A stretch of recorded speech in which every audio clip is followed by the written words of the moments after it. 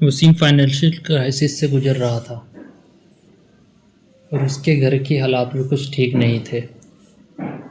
उसके ऊपर बहुत सा कर्जा हो गया था और वो किसी भी तरह इस कर्जे से छुटकारा पाना चाहता था। इसीलिए उसने चोरी करने का प्लान बनाया और वो एक घर की रेकी करने लगा। उसने पाया कि इस घर में कोई आता जाता नहीं है, इसलिए आज रात उसने उस घर में चोरी करने की सोची और चुपके से उस घर में घुस गया। ये घर काफ़ी टाइम से बंद पड़ा था और जब वह घर के अंदर घुसा तो उसे बहुत अजीब लगा और वो जल्द से जल्द इस घर से कुछ चुरा कर निकलना चाहता था। पर तभी उसे किसी की रोने की आवाज़ आई। उसने उस कमरे में जाकर देखा तो वहीं साइड में एक लेडीज़ बैठी रो रही थी। उसे देखकर लग रहा था कि वह काफ़ी टाइम से सोई नहीं है, इसलिए वसीम ने वहाँ से भागने की सोची।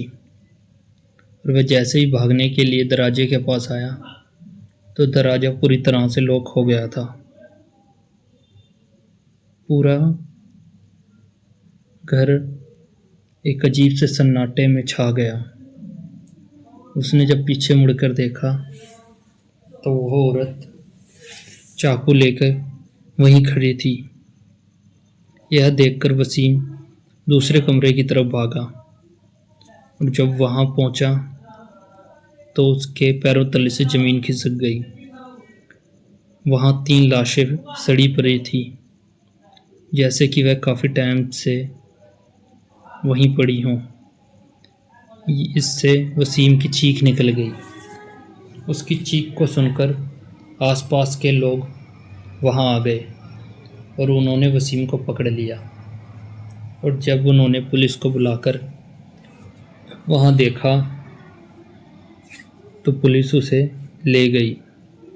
पहले तो उन्हें लगा कि वसीम ने ही कुछ दिन पहले इनका मर्डर कर दिया है, पर फोरेंसिक रिपोर्ट में जब पता लगा तो यह लाशें काफ़ी दिन पहले ही मर चुकी हैं और इन्हें जहर दिया गया है। और इस घर पे भी अजीब से काले जादू के पैटर्न बने हुए नजर आए।